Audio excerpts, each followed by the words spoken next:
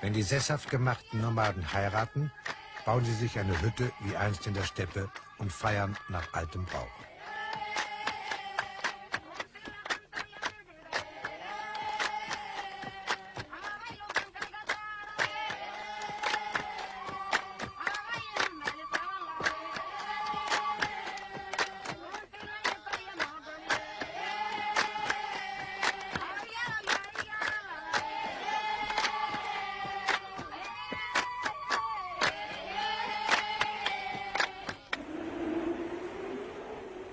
Der flache Süden des Landes ist mit Regen besonders gesegnet.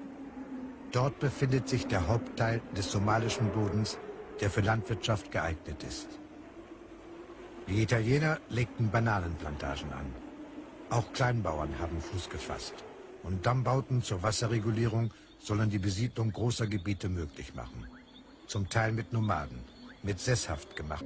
Das Wasser, das Land und das Vieh sind die großen Gaben Gottes an die Nomaden. Nicht etwa an alle Menschen. Das ist der Reichtum des Landes. Internationale Experten behaupten, es sei eine unverantwortliche Verschwendung, sich heute hauptsächlich von Tiererzeugnissen zu ernähren. Gleiche Kalorienmengen aus Getreide seien viel billiger zu gewinnen. Für Somalia stimmt das nicht. Dort wird die Energie eines Bodens, der anders nicht nutzbar ist, in gewaltige Viehbestände verwandelt. Ohne Chemikalien, ohne Maschinen, ohne die Natur zu vergewaltigen. Gezeigt, dass diese Projekte ebenso verhängnisvoll sind wie das Geschäft mit dem Wasser. Denn die Nomaden brauchen dieses Land in der Trockenzeit, um weniger ergiebige Weideflächen zu schonen.